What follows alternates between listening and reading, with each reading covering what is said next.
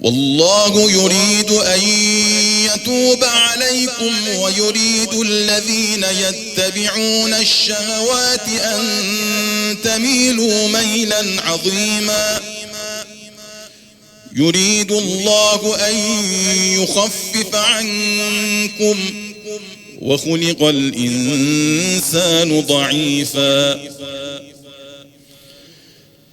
يا أيها الذين آمنوا لا تأكلوا أموالكم بينكم بالباطل إلا أن تكون تجارة عن تراض منكم ولا تقتلوا أنفسكم إن الله كان بكم رحيما. ومن يفعل ذلك عدوانا وظلما فسوف نصليه نارا وكان ذلك على الله يسيرا.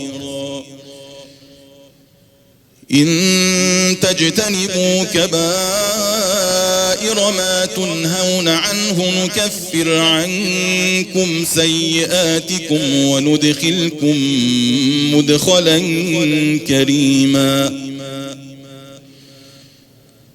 ولا تتمنوا ما فضل الله به بعضكم على بعض للرجال نصيب مما اكتسبوا وللنساء نصيب مما اكتسبن واسألوا الله من فضله إن الله كان بكل شيء عليما. ولكل جعلنا موالي مما ترك الوالدان والأقربون والذين عقدت أيمانكم فآتوهم نصيبهم إن الله كان على كل شيء شهيدا.